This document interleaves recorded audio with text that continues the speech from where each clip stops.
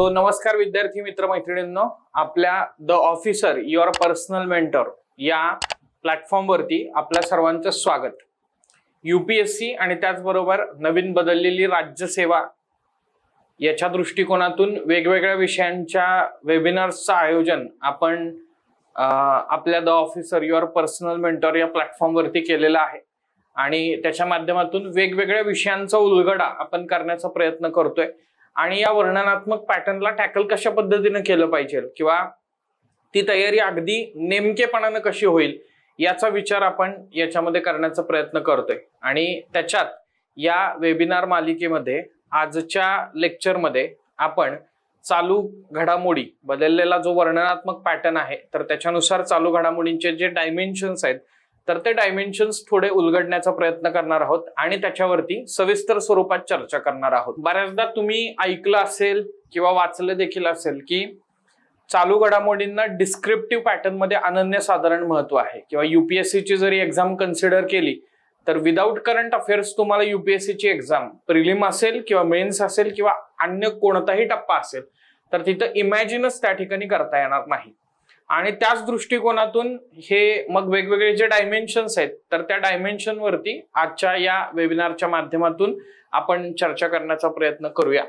मग आता सुरुवात करत असताना यामध्ये पहिला मुद्दा आहे तो म्हणजे या नवीन डायमेन्शन्सची किंवा याची गरज त्या ठिकाणी काय आहे।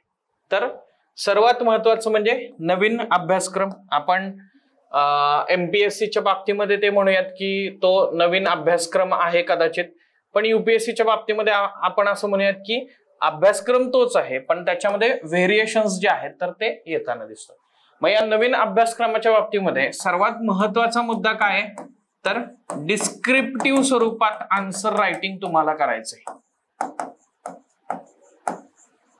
आणि याच्यामध्ये कंटेम्पररी वर्ल्ड म्हणजे समकालीन जगामध्ये समकालीन भारतामध्ये किंवा आपण थोडंसं एमपीएससीचा with some reference to Maharashtra हा मुद्दा कन्सिडर केला तर समकालीन महाराष्ट्रामध्ये ज्या घटना घडत आहेत तर त्या घटनांचं इंटरलिंकिंग तुम्ही आन्सर रायटिंग करत असताना करायचं आहे।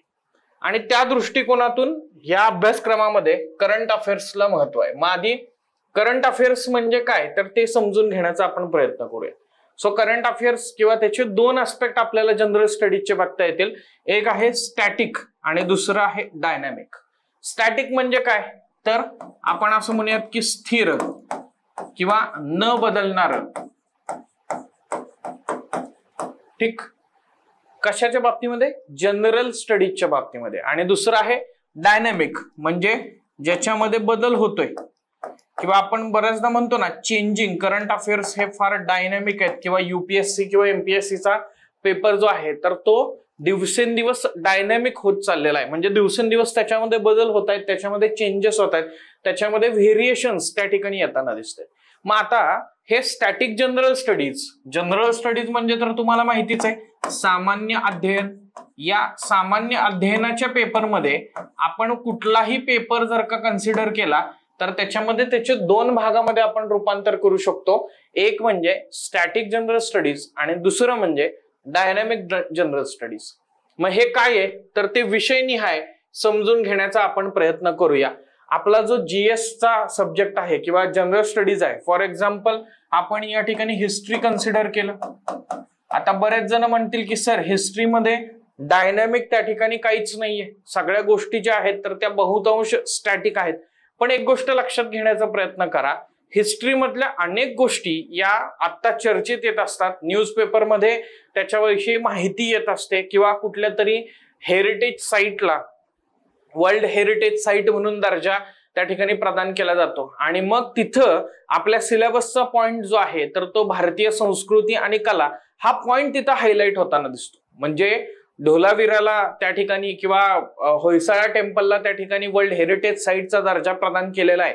ही करंटची न्यूज तर निश्चितपणे आहेच, पण त्याचबरोबर एक गोष्ट लक्षात घेण्याचा प्रयत्न करा, ही न्यूज तुम्हाला हिस्ट्रीच्या कॉन्टेक्स्टमध्ये जे डायनॅमिक मध्ये चर्चेत आलेलं आहे तर त्याच्या स्टॅटिक मध्ये घेऊन जाताना तुम्हाला दिसते। किंवा अगदी आपण असं म्हणूयात की एखाद्या घटनेला 100, 150, 200 वर्ष पूर्ण झालेली आहेत, एखाद्या आधुनिक भारताच्या इतिहासाचा जर आपण विचार केला तर त्या उठावाला साधारणतः 75 किंवा 100 वर्ष पूर्ण झालेली आहेत आणि त्या दृष्टिकोनातून प्रकाश झोतामध्ये तो इव्हेंट जर का आलाय तर लक्षात घेण्याचा प्रयत्न करा की डिस्क्रिप्टिव्ह आन्सर रायटिंगला वेगवेगळे जे प्रश्न आपल्याला विचारले जाणार आहेत तर त्या प्रश्नांमध्ये कदाचित आपण असं म्हणूयात की हा उठाव चर्चेत आलेला होता किंवा एखादी तुम्ही जर कन्सिडर केलं तर युपीएससीच्या सिलेबसमध्ये किंवा आपल्या एमपीएससीच्या सिलेबसमध्ये पर्सनॅलिटीज वरती हिस्ट्रीमध्ये दरवर्षी एखाद दुसरा प्रश्न हा 100% विचारला जातो.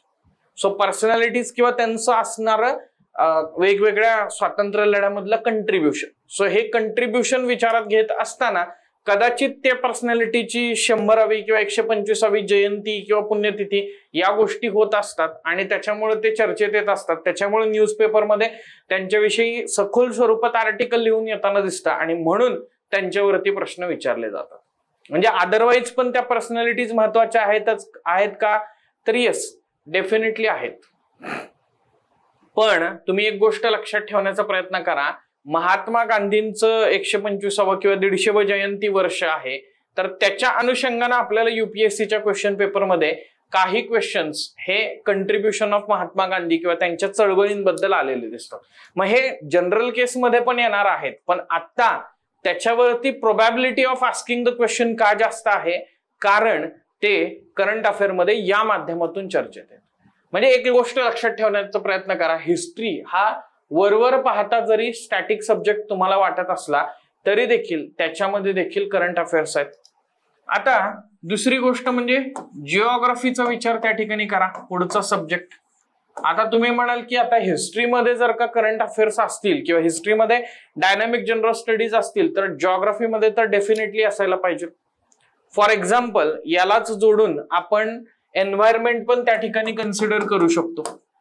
मग त्या कॉन्टेक्स्ट मध्ये बघा, आता पेपर 1चा जर का विचार केला तर बदलत्या भूभौतिक घटना आणि भौगोलिक वैशिष्ट्यांमध्ये होणारा गंभीर बदल, मग त्याच्यामध्ये सायक्लोन्स आपल्याला त्या ठिकाणी अभ्यासायला आहेत, त्याच्यामध्ये सुनामी आपल्याला अभ्यासायला आहे, त्याच्यामध्ये व्होल्कॅनिक इरप्शन्स आपल्याला अभ्यासायला आहेत. म्हणजे हे सगळे स्टॅटिकचे जरी पॉइंट असले तरी आपल्याला असं लक्षात येईल की डायनॅमिक मध्ये पॅसिफिक रिंग ऑफ फायर काहीतरी चर्चेत असेल किंवा टोंगा नावाचा ज्वालामुखी जर का आता चर्चेत आलेला असेल तर आपल्याला त्याच्यावरून काही क्वेश्चन्स जे आहेत तर ते प्रेडिक्ट आपण करू शकतो. किंवा दरवेळी असं नाहीये की त्या छोट्या न्यूज वरती क्वेश्चन येणार आहे, कुठेतरी स्टॅटिकला तुम्हाला विचारलेला जो प्रश्न आहे तर त्याच्यात व्हॅल्यू एडिशन करण्यासाठी रिसेंटली हे अशा प्रकारे चर्चेत होतं, असं देखील रेफरन्स तुम्हाला या माध्यमातून त्या ठिकाणी देता येऊ शकतो. राईट. त्याचबरोबर सायक्लोन्सच्या बाबतीमध्ये मग त्याचे जे इम्पॅक्ट्स आहेत त्याच्यावरून हाच मुद्दा तुम्ही त्या ठिकाणी डिझास्टर मॅनेजमेंट मध्ये पण एक्सटेंड करू शकता किंवा अर्थक्वेक आहेत फॉर दॅट मॅटर. म्हणजे जिओग्राफी मधल्या ज्या स्टॅटिक कन्सेप्ट आहेत तर त्याचं करंट मधलं एक्सटेन्शन म्हणजे डायनामिक जनरल स्टडीज म्हणून आपण बघू शकतो. म्हणजे वेगनरचा खंडवहन सिद्धांत जो आहे, कॉन्टिनेंटल ड्रिफ्ट थिअरी, ही संकल्पना स्टॅटिक आहे पण त्याच्याशी संबंधित आता काहीतरी चर्चेत आलेला आहे किंवा झिलँडिया नावाचा 8वा खंड जो आहे तर तो चर्चेत आलेला आहे. हा मुद्दा त्या ठिकाणी काय आहे, जिओग्राफीमध्ये डायनॅमिकचा पार्ट म्हणून पुढे येतो. आणि एन्व्हायरमेंट मध्ये तर आपण त्याला जोडून आपण असं म्हणूयात की वेगवेगळ्या गोष्टी आहेत, जसं कॉन्फरन्स ऑफ पार्टीच्या बैठका आहेत किंवा आपण असं म्हणूयात की हे जे जिओग्राफी आणि एन्व्हायरमेंट कंबाईन इम्पॅक्ट आहेत किंवा बऱ्याचदा तुम्ही इंडियन ओशन डायपोल नावाची संकल्पना ऐकत असता आणि त्याच्यामुळं भारतीय मान्सून वरती होणारा परिणाम किंवा हिंदी महासागरामध्ये हीट बॅलन्स त्याच्यामध्ये होणारा बदल किंवा सी सरफेस टेम्परेचर त्याच्यामध्ये होणारा बदल आणि त्याचा भारतीय उपखंडातल्या पर्जन्यावरती होणारा परिणाम, या सगळ्या गोष्टी तुम्ही वाचत असता आणि हे सगळं करंट अफेअर्स मध्ये येत असतं. मी सविस्तर स्वरूपात त्याच्याबद्दल बोलेन. आता फक्त आपण काय एक एक विषय घेऊन त्यातलं स्टॅटिक काय आणि त्यातलं डायनॅमिक काय हे कन्सिडर करायचा प्रयत्न करतोय. मग हिस्ट्री झालं, जिओग्राफी झालं, त्याच्यानंतर आहे इकॉनॉमी. ठीक, मी मुद्दामून जाणीवपूर्वक पद्धतीने इकॉनॉमिक्स म्हटलेलं नाहीये कारण आपल्याला इंडियन इकॉनॉमी अभ्यासायला आहे. बघा, मग स्टॅटिक यातले आहेत सगळ्या कन्सेप्ट. समजा से फॉर एक्झाम्पल तुम्ही या ठिकाणी रेपो रेट नावाची कन्सेप्ट वाचलेली आहे, right. Repo rate, reverse repo rate, नावाची कन्सेप्ट त्या ठिकाणी वाचलेली आहे. पण तुम्हाला उद्या न्यूजपेपरमध्ये दिसलं की 0.5 बेसिस पॉइंटनी आरबीआयनं काय केलेलं आहे, रेपो रेट जो आहे तर तो वाढवलेला आहे किंवा रेपो रेट जो आहे तर तो कमी केलेला आहे. सायमल्टेनियसली त्याच्या दुसऱ्या किंवा तिसऱ्या दिवशीच्या न्यूजपेपरमध्ये तुम्हाला रेपो रेट वाढवण्याचे मार्केटवरती काय परिणाम होईल किंवा याच्यामुळे आरबीआयची पॉलिसी ही मार्केटमध्ये पैसा जास्त इन्फ्यूज करण्याची आहे किंवा का मार्केटमधला जास्त पैसा जो आहे तर तो संकुचित करण्याची आहे, हे तुम्हाला त्यातून त्या आर्टिकल मधून वाचायला मिळेल. म्हणजेच थोडक्यात काय आहे, तुम्ही ज्या इंडियन इकॉनॉमीमध्ये कन्सेप्ट अभ्यासता त्याचं प्रॅक्टिकल इम्प्लिकेशन्स काय असू शकतात आणि ते कशा पद्धतीनं राबवले जात आहेत, या सगळ्या गोष्टी ज्या आहेत तर त्या तुम्हाला त्या आर्टिकलच्या माध्यमातून वाचायला मिळतात किंवा ते तुम्हाला इंटरलिंक करायचंय. हे जसजसे विषयाच्या अनुषंगानं स्टॅटिक जनरल स्टडीज आणि डायनामिक जनरल स्टडीज हे आपल्याला लक्षात येत आहे, तसं बॅक ऑफ द माइंड तुम्हाला एक गोष्ट पण लक्षात येत असावी की मी जो अभ्यास जनरल स्टडीजचा करतोय तर त्या अभ्यासाचंच एक्सटेन्शन म्हणजे डायनामिक जीएस आहे, वेगळं वगैरे काही नाहीये. आणि दुसरा महत्वाचा मुद्दा म्हणजे मी स्टॅटिक जीएसचा अभ्यास करत असताना फक्त स्टॅटिक वरती फोकस करून उपयोग नाही, त्याचा डायनामिक आस्पेक्ट पण कन्सिडर केला पाहिजे, तर माझा अभ्यास जो आहे तर तो परिपूर्ण पद्धतीनं होऊ शकतो. मग हिस्ट्री झालं, त्यानंतर जिओग्राफी झालं, एन्व्हायरमेंट झालं, इकॉनॉमी झालं. त्याच्यानंतर आपला आता पुढचा टॉपिक आहे तर तो म्हणजे सायन्स.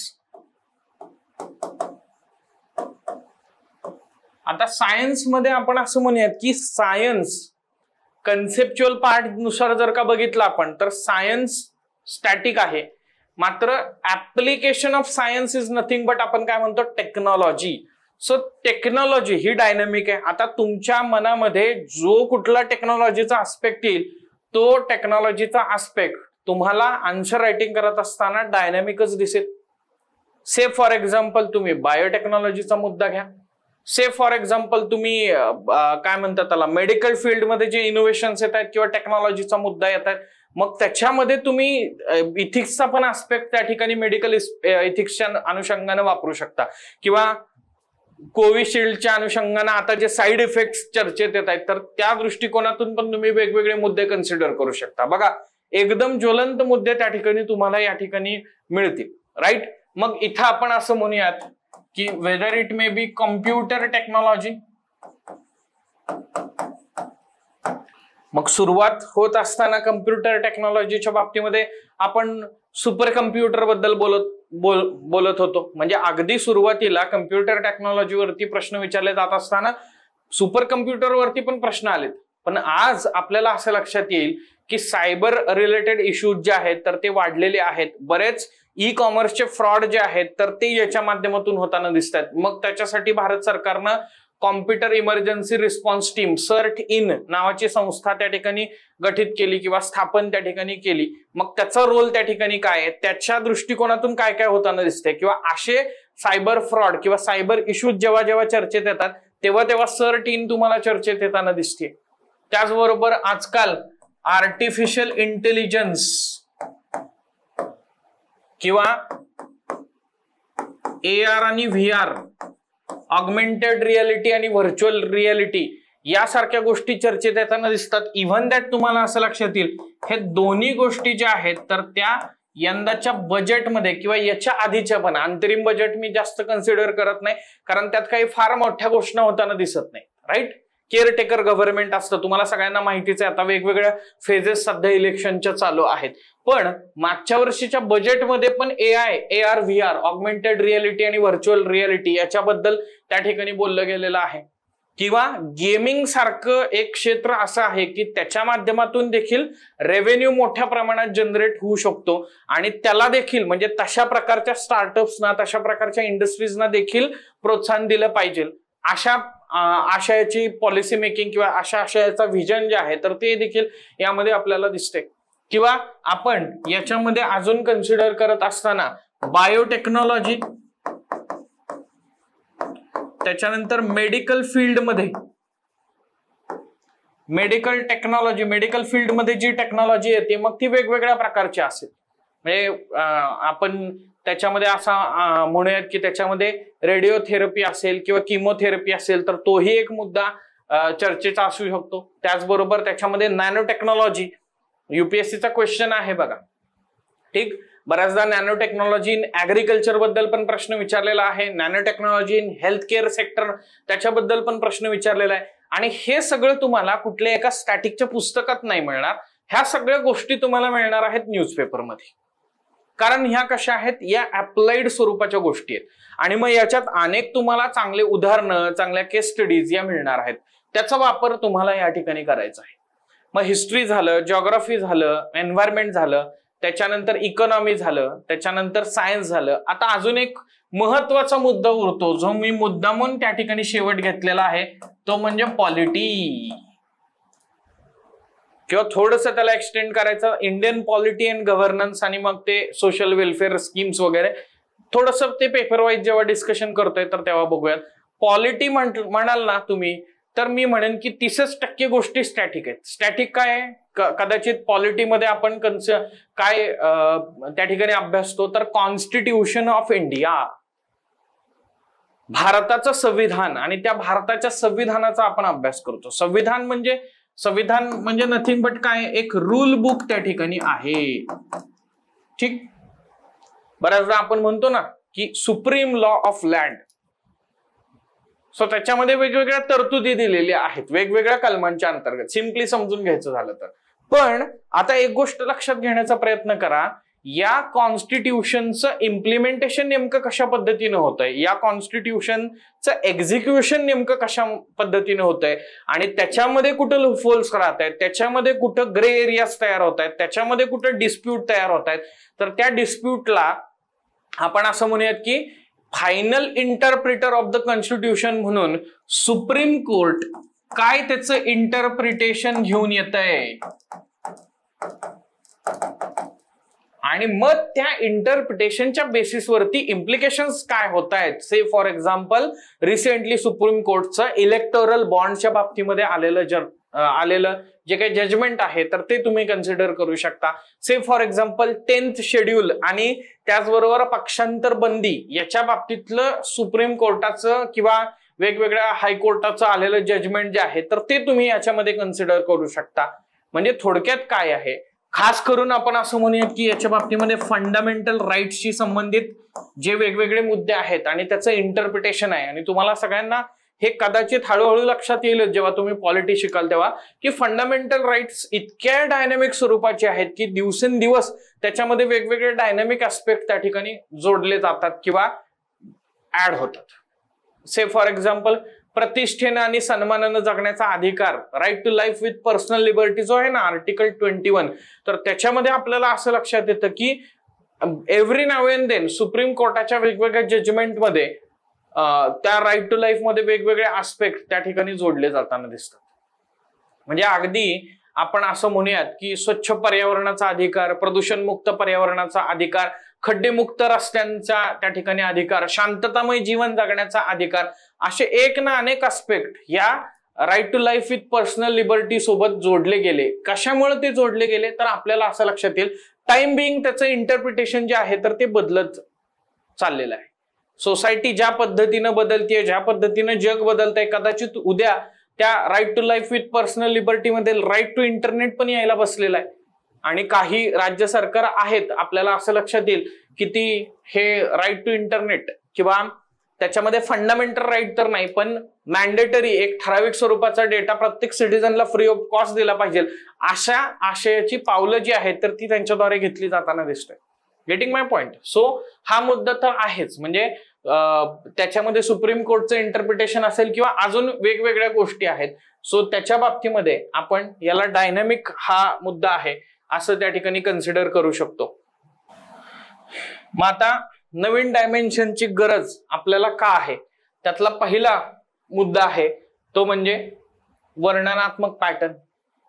मग डिस्क्रिप्टिव्ह रायटिंग मध्ये तुम्हाला तुमच्या आन्सर्सची ओरिजिनॅलिटी दाखवायची तुम्हाला आहे, त्याचबरोबर तुमच्या आन्सर्स मध्ये तुम्हाला व्हॅल्यू ऍडिशन करायची आहे आणि मे बी क्रिटिकली अनालाइज करत असताना किंवा व्हॅल्युएशन करत असताना कुठली तरी केस स्टडी, कुठलं तरी आउट ऑफ बॉक्स थिंकिंग तुम्हाला तिथं दाखवायचंय. आणि याच्यासाठी तुमच्यात आपण असं म्हणूयात की एखादं पर्टिक्युलर, मी असं म्हणणार नाही की नॉलेजचा हॉरिझॉन मोठा नुसता असला पाहिजे, तो हॉरिझॉन निश्चितपणे मोठा असला पाहिजे, but at the same time syllabus नुसार तो हॉरिझॉन जो आहे तर तो पॅरलली मोठा होणं असणं गरजेचं आहे. हा एक आस्पेक्ट त्याच्यामध्ये आहे. त्याचबरोबर निबंध लेखन तुम्हाला करायचंय. आतापर्यंत काय म्हणतात त्याला, 10वी असेल किंवा 12वी असेल, याला आपण जास्तीत जास्त किती 200-100 शब्दांचा निबंध त्या ठिकाणी लिहिलेला आहे. ऍट दी मॅक्स 400 शब्दांचा निबंध त्या ठिकाणी लिहिलेला असेल वरच्या इयत्तांमध्ये तुम्ही जर शिकत असाल तर. पण या ठिकाणी एक लक्षात घेण्याचा प्रयत्न करा, एक संपूर्ण निबंधाचा पेपर त्या ठिकाणी आहे. आणि आज रोजी सुद्धा आम्ही बऱ्याचदा ऑब्झर्व करतो की 150 ते 200 शब्दाचा प्रश्न लिहिता असताना सुद्धा विद्यार्थ्यांना असं होतं की प्रश्न समोर दिसल्यानंतर मनात खूप आहे लिहायचं, पण एक 8-10 ओळी लिहिल्यानंतर, 4-5 ओळी लिहिल्यानंतर रिपिटेशन ऑफ द थॉट्स त्या ठिकाणी व्हायला लागतं. हे कशामुळे व्हायला लागतं, तर जो एखादा विषय तुम्ही कन्सिडर करताय उत्तर लेखनासाठी किंवा तुम्हाला जो प्रश्न विचारलेला आहे तर त्याचे विविध आस्पेक्ट्स, मग त्याच्यामध्ये ते स्टॅटिक आस्पेक्ट असतील आणि त्याचबरोबर डायनॅमिक आस्पेक्ट असतील, हे आस्पेक्ट माहीत नसतात. मग हे आस्पेक्टच माहीत नसतील तर तुम्ही आन्सर कसं त्या ठिकाणी लिहू शकणार. म्हणजे थोडक्यात काय आहे, मी एखादा किल्ला हा पूर्णपणे व्यवस्थित स्वरूपात बघितलेला आहे आणि त्या किल्ल्याचं वर्णन करा असा प्रश्न मला जर का आलेला आहे तर मी त्या किल्ल्याबद्दल किती सारी माहिती, किती सारे मायन्यूट डिटेल्स हे त्या ठिकाणी लिहू शकतो. का? कारण त्याचा अनुभव स्वतः मी त्या ठिकाणी घेतलेला आहे. पण हेच जर मी त्याच्याबद्दल कुठेतरी वाचलेलं असेल आणि मला त्याच्याबद्दलच्या थोड्याच गोष्टींची माहिती असेल तर मी तेवढं क्रिस्टल क्लिअर माझ्या डोक्यामध्ये व्हिजन ठेवून त्याचं रायटिंग जे आहे तर ते करू शकणार नाही. सो तसंच या निबंध लेखनाच्या बाबतीमध्ये पण आहे. त्याच्यानंतर वैकल्पिक विषय, तुम्ही जो ऑप्शनल सब्जेक्ट त्या ठिकाणी निवडताय, खरं तर ऑप्शनल सब्जेक्ट म्हणजे नवीन विद्यार्थ्यांना वाटतं की ऑप्शनल म्हणजे ते ऑप्शनला वगैरे आहे की काय. खरं तर ऑप्शनल सब्जेक्ट हा ऑप्शनल नसून तो स्पेशल सब्जेक्ट आहे. का? कारण तो तुम्ही स्वतः चूज केलेला आहे की ज्याच्यासाठी तुम्ही 250 मार्कांचे 2 पेपर्स जे आहेत तर ते युपीएससी साठी किंवा नव्या बदललेल्या पॅटर्ननुसार एमपीएससी साठी, राज्यसेवेसाठी लिहिणार आहात. आणि हा एक डिफायनिंग फॅक्टर आहे. आणि प्रत्येक ऑप्शनल सब्जेक्ट मधला पेपर 2 जो आहे तर तो डायनॅमिक त्या ठिकाणी आहे. सो त्याच्यासाठी पण या नवीन डायमेन्शनची गरज आहे. आणि सर्वात शेवटी मुलाखत किंवा त्याला अगेन आपण पर्सनॅलिटी टेस्ट असं म्हणूयात आपण. सो याच्या बाबतीमध्ये पण ती डायमेन्शनची गरज आहे. मग त्या एक डायमेन्शन काय आहेत याचा उलगडा आपण करण्याचा प्रयत्न करूया. सो फर्स्ट डायमेन्शन, त्याच्या बाबतीत जर विचार केला तर जनरल स्टडीज.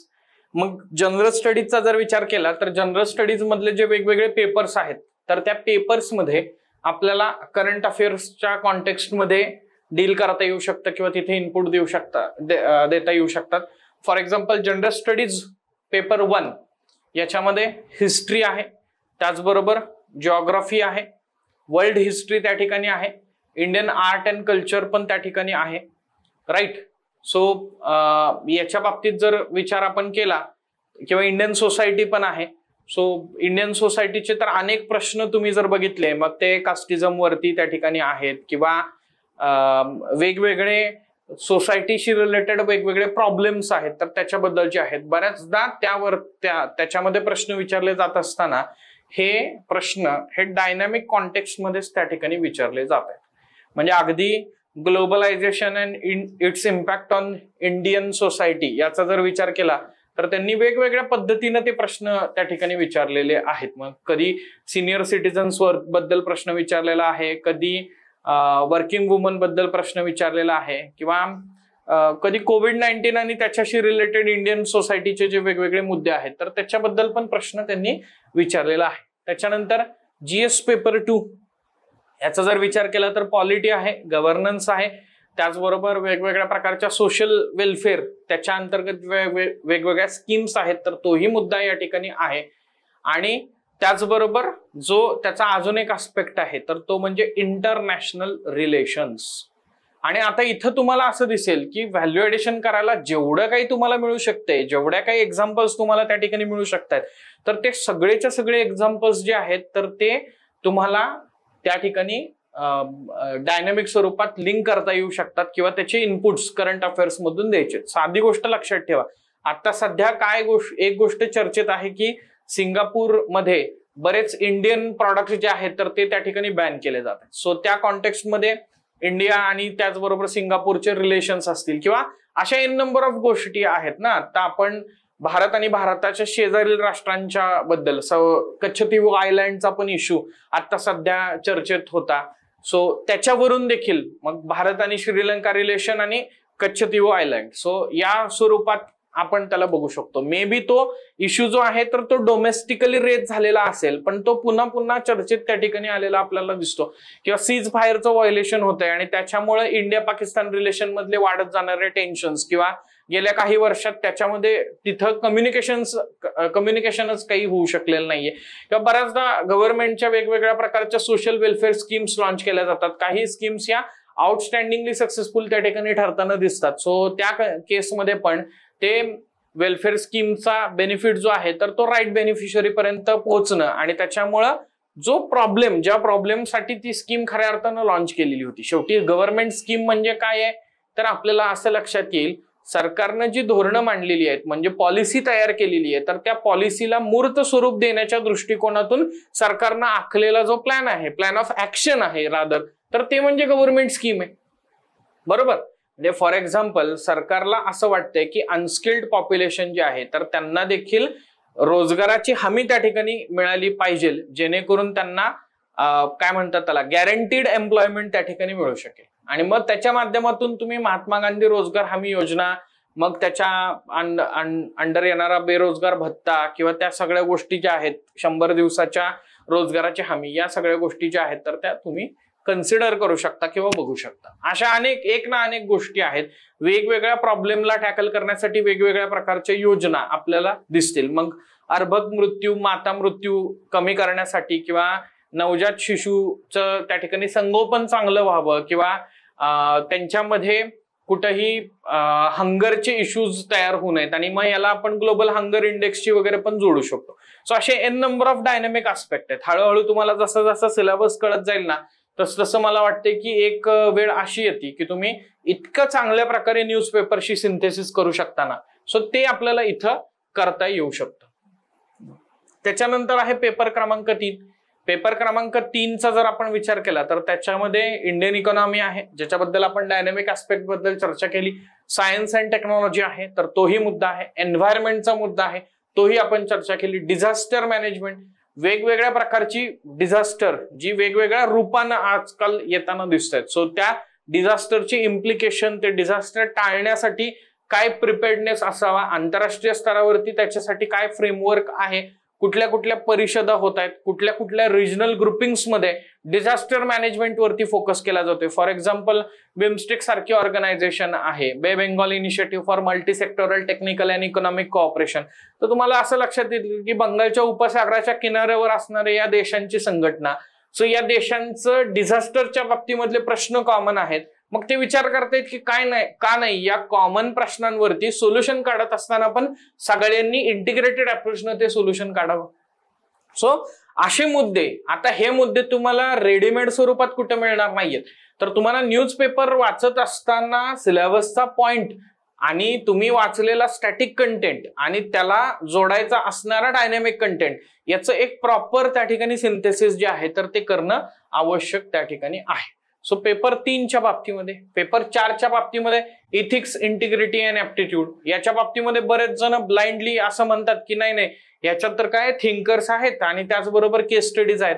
अहो पण हे थिंकर्स असतील किंवा हे केस स्टडीज असतील तर त्या केस स्टडीज सॉल्व्ह करत असताना किंवा तुम्हाला एखाद्या प्रश्नाचं यातल्या ज्या स्टॅटिक कन्सेप्ट आहेत ना त्याचं उत्तर लिहित असताना तुम्हाला अनेक गोष्टी, अनेक आस्पेक्ट हे तुम्हाला न्यूजपेपरमध्ये त्या ठिकाणी मिळत आहेत. ते नकळतपणे कदाचित मिळत असतील पण तुम्ही डेफिनेटली त्याचा वापर जो आहे तर तो इंटरलिंकिंग त्या मुद्द्याशी करत असताना, म्हणजे मग त्या ठिकाणी इथिक्स इन गव्हर्नन्स नावाचा मुद्दा असेल, इथिक्स इन पॉलिटिक्स नावाचा मुद्दा असेल, किंवा त्या ठिकाणी मीडिया अँड इथिक्स नावाचा त्या ठिकाणी मुद्दा असेल, मगाशी मी ज्याचा उल्लेख केला मेडिकल इथिक्स नावाचा मुद्दा असेल, किंवा इथिक्स वर्सेस रिलिजन, असे वेगवेगळे टॉपिक डिबेटचे टॉपिक आहेत किंवा त्याचे डिस्कशनचे मुद्दे आहेत जे तुम्ही स्टॅटिकचा अभ्यास करत असताना डिस्कस करत असता आणि डायनामिक मध्ये त्याच्यावरती काही ना काहीतरी डिस्प्यूट क्रिएट झाल्यानंतर ते येत असतं. सो हा पहिला डायमेन्शनचा मुद्दा आहे. नेक्स्ट डायमेन्शन आहे डायमेन्शन 2, ते म्हणजे एसे रायटिंग. सो एसे रायटिंग 1000 ते 1200 शब्दाचा तुम्हाला एसे लिहायचा आहे एका विषयावरती किंवा मे बी 2 विषयांवरती. सो त्याच्यामध्ये तुम्हाला त्या विषयाचे समकालीन मुद्दे जे आहेत म्हणजे कंटेम्पररी कॉन्टेक्स्ट मधले जे मुद्दे असतील तर ते मुद्दे त्या ठिकाणी आणायचे आहेत. सो त्याच्यासाठी वापर होऊ शकतो. त्याच्यानंतर सांख्यिकीय माहिती. आता स्टॅटिस्टिकल डेटा हा कशासाठी वापरला जाऊ शकतो? तुम्ही जो मुद्दा मांडण्याचा प्रयत्न करताय तर तो मुद्दा अधिक परिणामकारकपणे किंवा त्या मुद्द्याला अशा प्रकारच्या सांख्यिकीय माहितीचा रेफरन्स देऊन आधार देऊन तुम्ही तो मांडण्याचा प्रयत्न करता तेव्हा त्या मुद्द्याला अधिक जास्त वजन प्राप्त होत असतं. म्हणजे इथं सिम्पली असं लक्षात घ्या की वुमन एम्पॉवरमेंटच्या बद्दल तुम्ही काहीतरी लिहिताय आणि तुमच्याकडे जर का ऑथेंटिक स्टॅटिस्टिकल डेटा असेल, से फॉर एक्झाम्पल वुमनचं पार्लमेंट मधलं रिप्रेझेंटेशन असेल, वुमनचं MSME मधलं रिप्रेझेंटेशन असेल किंवा अजून कुठलंही हायर एज्युकेशन मधलं रिप्रेझेंटेशन असेल, तर ह्याचा जर का ऑथेंटिक डेटा तुमच्याकडे असेल तर कदाचित त्या सांख्यिकीय माहितीचा वापर तुम्ही तुमचा मुद्दा अधिक परिणामकारक पद्धतीने मांडण्यासाठी करू शकता. आणि ही सांख्यिकीय माहिती जी आहे तर ती वेगवेगळ्या आर्टिकलच्या अनुषंगाने वेगवेगळ्या वेळेला येत असते. म्हणजे असं नाही की माझा निबंधाचा विषय वुमन एम्पॉवरमेंटशी रिलेटेड आहे आणि मला रेडीमेड स्वरूपात ती माहिती मिळाली. कदाचित मी वर्षभर प्रिपरेशन त्या ठिकाणी करतोय आणि आज से फॉर एक्झाम्पल 8 मार्च जागतिक महिला दिन आहे आणि त्या जागतिक महिला दिनाच्या अनुषंगाने एक न्यूजपेपरमध्ये आर्टिकल त्या ठिकाणी आलेला आहे आणि त्या आर्टिकलमध्ये मला कदाचित हा डेटा मिळाला. किंवा बऱ्याचदा असं होतं बघा की कुठलं तरी आपलं भारत सरकारचं वेगवेगळे मॅगझिन्स त्या ठिकाणी असतात, राईट. सो त्याच्यामध्ये आपण जनरली योजना किंवा कुरुक्षेत्र हे कन्सिडर करतो. सो योजनामध्ये कधीतरी मार्चच्या इश्यू मध्ये एखादं वुमन एम्पॉवरमेंट किंवा वुमन रिलेटेड काहीतरी आर्टिकल त्या ठिकाणी आलेलं आहे किंवा crime against woman in India अशा पद्धतीचा आर्टिकल आलेला आहे. सो ह्या आर्टिकल मधला जो डेटा आहे कदाचित नॅशनल क्राईम रेकॉर्ड ब्युरोचा डेटा असेल तर तो डेटा आपल्याला काय करता येऊ शकतो, लिंक करता येऊ शकतो आपला आन्सर रायटिंग करत असताना. ठीक. त्याच्यानंतर विविध आयाम. आता सर्वात महत्वाचं आहे ना जे मी मगाशी सांगितलं की अहो काय होतंय आम्हाला लिहित असताना डोक्यात खूप सारे येते पण पेपरामध्ये किंवा त्या ठिकाणी आन्सर शीट वरती उतरवत असताना एक 5-6 ओळी लिहिल्यानंतर किंवा निबंधाच्या बाबतीमध्ये 1-1.5 पेजेस लिहिल्यानंतर आमचं रिपिटेशन ऑफ थॉट्स व्हायला लागतंय. का व्हायला लागतंय? तर विविध आयाम त्याचे म्हणजे वेगवेगळे आस्पेक्ट्स आपण असं म्हणूयात, कन्सिडर करूयात किंवा पुन्हा एकदा त्याच्या बाबतीमध्ये वेगवेगळे डायमेन्शन्स आपण कन्सिडर करूयात. सो ते डायमेन्शन्स किंवा ते आस्पेक्ट जे आहेत तर ते माझ्याकडे कदाचित लॅकिंग आहेत किंवा कमी पडत आहेत आणि त्याच्यामुळं मला त्याच्याबद्दल जास्त लिहिता येत नाही. सो हे वेगवेगळे डायमेन्शन्स किंवा वेगवेगळे आस्पेक्ट आपल्याला न्यूजपेपर मधनं मिळतात. फॉर एक्झाम्पल तुम्हाला सांगतो की अर्बन फ्लडिंग इन इंडिया याच्यावरती वेगवेगळ्या पद्धतीनं अनेकदा UPSCनं प्रश्न विचारलेले आहेत. मग कधी ती केस पुणे आणि मुंबई मधल्या फ्लडच्या स्वरूपात विचारली आहे, कधी बँगलोर मधल्या फ्लडच्या स्वरूपात विचारलेली आहे. पण आता ह्यातला एक मायक्रो आस्पेक्ट बघा. सुमन के बेरी जे नीती आयोगाचे उपाध्यक्ष त्या ठिकाणी आहेत तर त्यांचं एक आर्टिकल त्या ठिकाणी आलेलं होतं आणि त्या आर्टिकलचं टायटल असं होतं की विकास म्हणजे शहरीकरणाला आलेली एक प्रकारची सूज आहे. आणि मग त्याच्यामध्ये त्यांनी अर्बन फ्लडिंग किंवा अर्बन एरियाज मध्ये हे वॉटर त्या ठिकाणी लॉगिंग जे होत आहे तर त्याच्यावरती एक मुद्दा फार मायक्रो लेवलला जाऊन हायलाइट केलेला होता आणि तो म्हणजे अर्बन एरियाज मध्ये रस्ते बांधणी करत असताना जनरली रस्ते बांधणीचा रूल आहे की दोन्ही साईडनं त्या रस्त्यांना स्लोप असला पाहिजे. पण हे बेसिक प्रिन्सिपल त्या ठिकाणी रस्ते बांधणी करताना फॉलो होताना दिसत नाही आणि म्हणून बऱ्याचदा त्या रस्त्यांवरती पाणी साठतं आणि मग तिथं ट्रॅफिकचा किंवा अदर इश्यूज जे आहेत तर ते किंवा वॉटर लॉगिंगचे इश्यूज जे आहेत तर ते क्रिएट होताना दिसतात. म्हणजे आता कदाचित हे आर्टिकल जे आहे तर ते जनरल आर्टिकल म्हणून मी वाचत होतो पण त्या आर्टिकलचा एक आस्पेक्ट माझ्या काय लक्षात आला, अरे माझ्या सिलेबसचा पॉइंट हा तिथं मला दिसतोय, किंवा बऱ्याचदा युपीएससीनं अर्बन फ्लडिंग इन इंडियावरती प्रश्न त्या ठिकाणी विचारलेला आहे, आणि मग मी हा आस्पेक्ट डेफिनेटली तिथं त्या ठिकाणी लिंक करू शकतो. म्हणजे कदाचित अर्बन फ्लडिंगच्या बाबतीमध्ये अर्बनायझेशन, कंजस्टेड स्वरूपात सगळं बांधलं गेलेलं आहे, रस्ते किंवा इतर सगळं कन्स्ट्रक्शन आहे, तर ते मुळात अनप्लॅन्ड मॅनरनं होतंय, त्याच्यामुळे वॉटर लॉगिंग होतंय, अचानकपणे काय म्हणतात त्याला, कॉन्सन्ट्रेटेड स्वरूपात रेनफॉल क्लायमेट चेंजच्या इम्पॅक्टमुळे होतोय, त्याच्यामुळे ते होतंय, किंवा मुळातच ड्रेनेज सिस्टीम जी आहे तर ती प्रॉपर नाहीये, त्याच्यामुळे ते होतंय.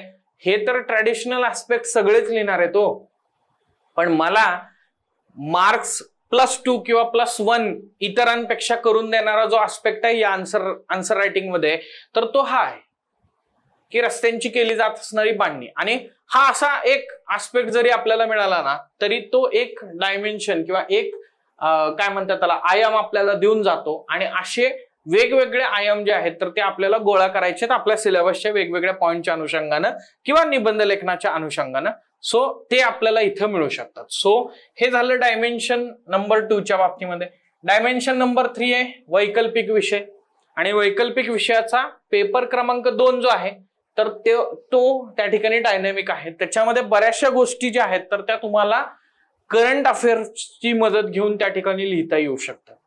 मग तो जॉग्राफीचा पेपर असेल काय, तो सोशियोलॉजीचा पेपर असेल काय, तो पॉलिटिकल सायन्स आणि इंटरनॅशनल रिलेशनचा पेपर असेल काय, किंवा एनी अदर कोणत्याही प्रकारचा ऑप्शनल असेल काय, त्याच्यात डेफिनेटली तुम्हाला त्याच्या डायनॅमिक ऍस्पेक्टमध्ये चालू घडामोडीच्या दृष्टिकोनातून काही इनपुट्स जे आहेत तर ते देता येऊ शकतात. आणि त्याच्यानंतर चौथी डायमेन्शन आहे ती म्हणजे मुलाखतीची तयारी.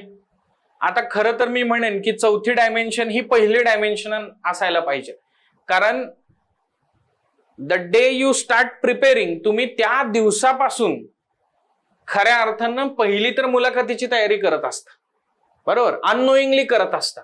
बऱ्याचदा तुम्ही म्हणाल की सर आम्ही बिगिनर आहे, मुलाखत म्हणजे आप दिल्ली बहुत दूर है. पण विद्यार्थी मित्र मैत्रिणींनो, पर्सनॅलिटी म्हणजे काय असतंय, तुमच्या गेल्या 17-18 वर्षात तुम्ही ज्या काही जडणघडणीमध्ये गोष्टी, तुमच्या जडणघडणीमध्ये ज्या ज्या गोष्टींनी योगदान दिलेलं आहे त्याचं एक रिफ्लेक्शन त्या ठिकाणी असतंय. मग माझे थॉट्स हे सेक्युलर व्हायला, माझे थॉट्स हे न्यूट्रल व्हायला, मला आउट ऑफ बॉक्स थिंकिंग किंवा क्रिटिकल थिंकिंग करायला शिकवणारा एक महत्वाचा मुद्दा काय आहे की मी वाचन केलं पाहिजे त्या विषयाचं, वेगवेगळ्या मुद्द्यांचं, आणि त्याचबरोबर वाचन केल्यानंतर त्याचं चिंतन मनन केलं पाहिजे. तेव्हा क्रिटिकल थिंकिंग माझं डेव्हलप होणार आहे, तेव्हा मला एखाद्या प्रश्नाचा सर्वसमावेशक पद्धतीने विचार करण्याची सवय लागणार आहे, तेव्हा मला त्या प्रश्नाचं सोल्युशन काढत असताना ते सोल्युशन हे जास्तीत जास्त सर्वसमावेशक असेल, ऑल एनकम्पासिंग असेल, त्याच्या माध्यमातून कोणत्याही घटकावरती अन्याय त्या ठिकाणी होणार नाही, आणि ऍट द सेम टाइम गव्हर्नमेंटचा जो काही ते सुरू करण्याचा उद्देश होता तर तो देखील त्या ठिकाणी सफल होईल. या दृष्टिकोनातून माझा विचार, थॉट प्रोसेस जी आहे तर ती तयार होणार आहे. कारण आफ्टर ऑल आपण सगळेजण ऍस्पायर करत आहोत त्या प्रशासकीय सेवेमध्ये. तुम्ही खऱ्या अर्थानं काय, एक ऍडमिनिस्ट्रेटर काय करत असतो, पॉलिसी इम्प्लिमेंटेशनचं त्या ठिकाणी काम करत असतो. एक्झिक्युटिव्ह काय करत असतात, पॉलिसीचं इम्प्लिमेंटेशन करत असतात. आणि भारतीय राज्यघटनेमध्ये एक्झिक्युटिव्ह 2 प्रकारचे आहेत, एक परमनंट एक्झिक्युटिव्ह आणि दुसरे टेम्पररी एक्झिक्युटिव्ह. सो आता जे इलेक्शन्स चाललेले आहेत ते कोणासाठी चाललेले, टेम्पररी एक्झिक्युटिव्ह साठी चाललेले आहेत. अस्थायी स्वरूपाचं कार्यकारी मंडळ जे दर 5 वर्षांनंतर बदलत राहतं. आणि स्थायी स्वरूपाचं कार्यकारी मंडळ म्हणजे ज्याला तुम्ही steel frame of India consider करता, म्हणजेच देशातली प्रशासकीय व्यवस्थेची जी उतरंड आहे, म्हणजे अगदी ग्रुप सी च्या अधिकाऱ्यापासून ते क्लास 1 पर्यंत किंवा सुपर क्लास 1 पर्यंत, IAS अधिकाऱ्यापर्यंत किंवा कॅबिनेट सचिवापर्यंत किंवा मुख्य सचिव, राज्याचा मुख्य सचिव असेल किंवा त्याच्यापर्यंत आपण त्या सगळ्या गोष्टी ज्या आहेत तर त्या कन्सिडर करू शकतो. पण मग ही डायमेन्शन 4 जी आहे तर त्याच्यामध्ये मुलाखतीची तयारी. मग बघा, मुलाखतीच्या तयारीमध्ये समकालीन ज्वलंत मुद्द्यांबद्दल तुमचं मत विचारलं जातं. मग त्याच्यामध्ये तुमचं मत विचारत असताना मुद्दा हा नाहीये की तुम्हाला काय वाटतं, मुद्दा हा आहे की तो जो मुद्दा आहे तर तो मला समजलेला आहे का, आणि त्याचं एक आपण असं म्हणूयात की एक आस्पेक्ट वेगवेगळ्या पद्धतीनं मी विचार करतोय का, किंवा बर्ड आय व्ह्यूनं त्या ठिकाणी माझा विचार होतोय का, माझा एक तटस्थ म्हणून माझं एक मत तयार होतंय का, राईट. सो तो किंवा वेगवेगळे सामाजिक प्रश्न असतात, त्या सामाजिक प्रश्नांवरती कशा पद्धतीनं तोडगे काढले पाहिजेत त्याच्याबद्दल तुमचं मत काय आहे, तर तसे प्रश्न विचारले जातात. तर त्याचं पण आपली जी अंडरस्टँडिंग आहे तर ती चांगली असली पाहिजे, आणि ती चांगली अंडरस्टँडिंग आपली ही न्यूजपेपर रिडिंग मधूनच त्या ठिकाणी डेव्हलप होतीये. ठीक. त्याच्यानंतर वेगवेगळ्या प्रकारचे न्यायालयीन निवाडे, मी त्याच्याबद्दल बोललोच मगाशी. त्याचं जे इंटरप्रिटेशन त्या ठिकाणी केलं जात आहे आणि त्याच्या माध्यमातून काही गोष्टी बदलताना दिसत आहेत.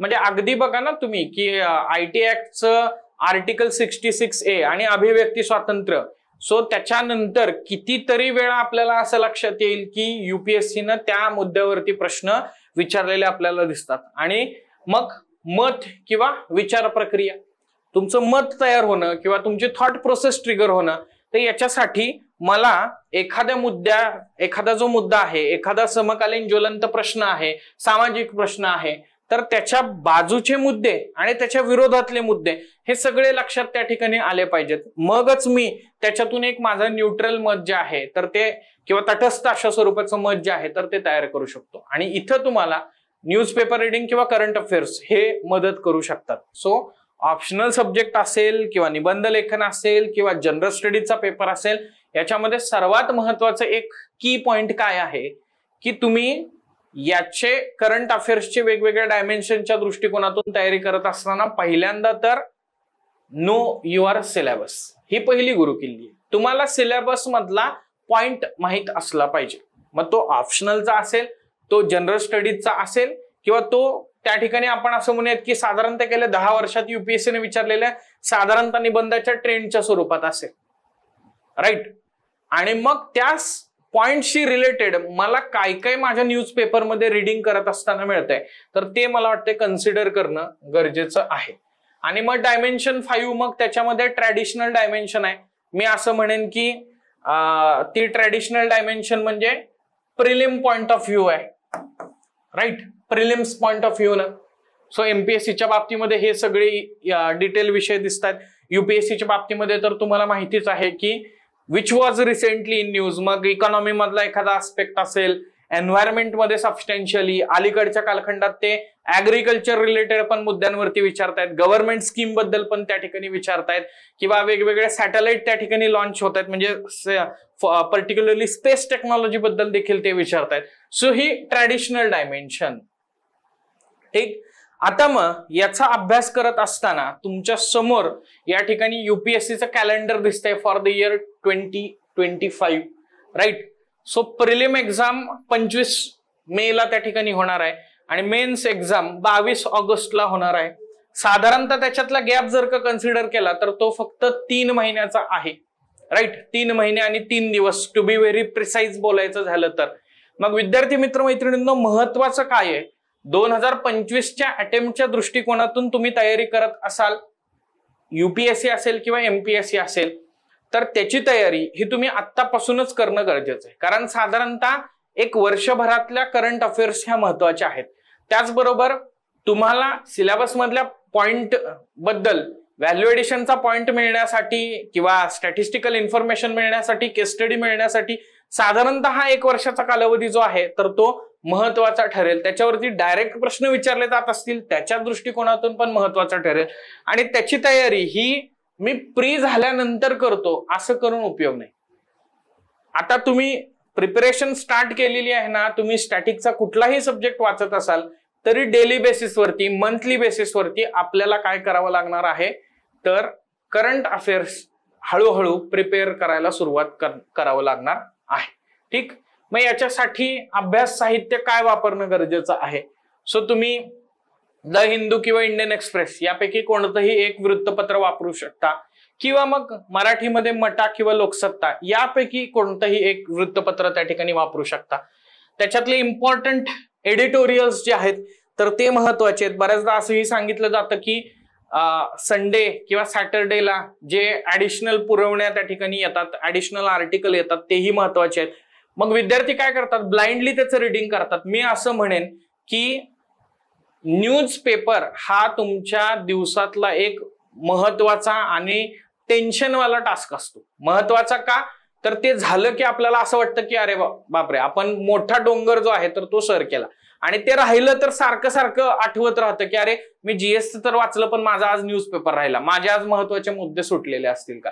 सो सर्वात महत्वाचं काय आहे, न्यूजपेपरला पण फिल्टर लावायचा असेल तर मला सिलेबस चांगल्या प्रकारे माहित असला पाहिजे.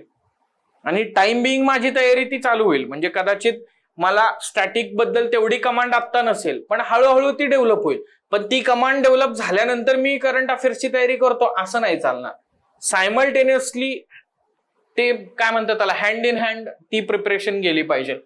अर्थसंकल्प, आर्थिक पाहणी अहवाल यासारखे मुद्दे आहेत की ज्याच्यामधून तुम्हाला एक महत्वाची इन्फॉर्मेशन मिळते किंवा पॉलिसी मेकिंग आणि त्या सगळ्या गोष्टींबद्दल माहिती जी आहे तर ती मिळत असते.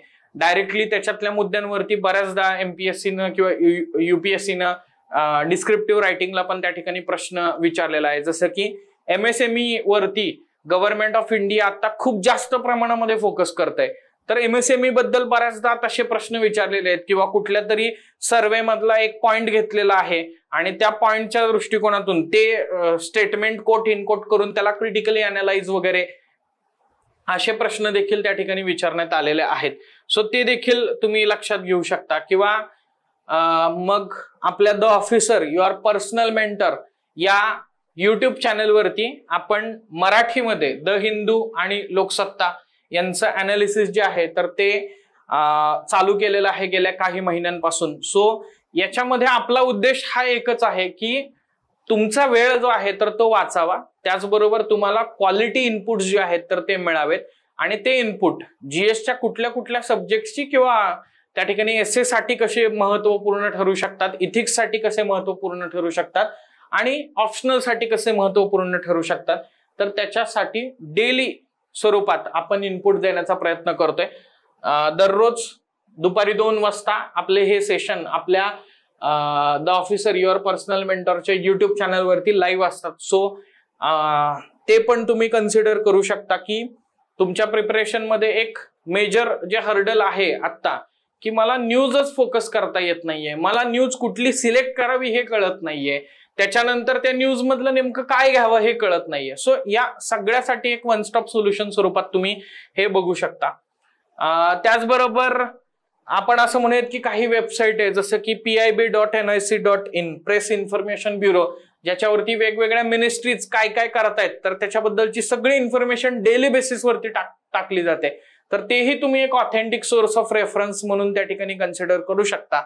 आणि मग prsindia.org आहे, म्हणजे वेगवेगळे बिल्स जे पास केले जात आहेत, कायदे जे संमत त्या ठिकाणी केले जात आहेत तर त्याच्याबद्दलची समरी असेल तर ती इंग्लिश आणि हिंदी या स्वरूपामध्ये PRS इंडियावरती त्या ठिकाणी तुम्हाला मिळून जाते. याच्या व्यतिरिक्त एन नंबर ऑफ वेबसाईट्स तुम्हाला आहेत की ज्या करंट अफेअर्सचा कंटेंट प्रोव्हाइड करतात, त्याचा पण तुम्ही त्या ठिकाणी विचार करू शकता. पण मला असं वाटतं की स्टार्ट करत असताना ऑर्गॅनिकली तुम्ही पहिल्यांदा न्यूजपेपरच्या माध्यमातून ती स्टार्ट केली तर अधिक चांगल्या प्रकारे त्याचं अंडरस्टँडिंग होईल. राईट. सो अशा पद्धतीनं हे या गोष्टी ज्या आहेत तर त्या करणं गरजेचं आहे. सो याच दृष्टिकोनातून आपण इंटेन्सिव्ह लर्निंग प्रोग्राम कोर्स जो आहे तर तो 29 एप्रिल पासून सुरू केलेला आहे ऑलरेडी. त्याचेच हे लेक्चर्स जे आहेत तर ते तुम्ही ऐकताय, म्हणजे ते डेमो स्वरूपात तुम्हाला असले तरी देखील हाच कोर्स जो आहे तर तो इथून पुढे देखील कंटिन्यू होणार आहे. सो तुमच्यापैकी ज्या विद्यार्थ्यांना हा ILP कोर्स प्रोग्राम जो आहे तर तो त्या ठिकाणी जॉईन करायचा आहे तर त्यांनी संपर्क साधू शकता. तुम्हाला स्क्रीनवरती जे नंबर्स दिलेले आहेत त्या नंबर्स वरती संपर्क साधू शकता. त्याच्यामध्ये डिटेल स्वरूपात मेंटरिंग आणि त्या माध्यमातून आपण असं म्हणूया की जे खऱ्या अर्थानं आज गरज आहे डिस्क्रिप्टिव्ह पॅटर्न साठी, की तुम्हाला नुसतं टीचिंग हा एक आस्पेक्ट झाला, पण त्याचबरोबर आन्सर रायटिंग आणि त्याच्यामध्ये ज्या हर्डल्स येतात तर त्या दृष्टिकोनातून फ्लिप मॉडेलवर आधारित अध्यापन आणि अध्ययन, आणि त्याचबरोबर सुरुवातीला बेसिक पक्का होण्यासाठी स्टेट बोर्ड आणि NCERT कोर्सेस आणि मग परत मेन कोर्स जो टॉपिक वाईज सिलेबस मधला प्रत्येक पॉइंट जो आहे तर तो डील करतोय. तर अशा पद्धतीनं आपलं हे एकंदरीतच मॉडेल आहे. The officer your personal mentor चॅनलच्या नवनवीन अपडेटसाठी चॅनलला लाईक, सबस्क्राईब आणि शेअर करा. थँक्यू.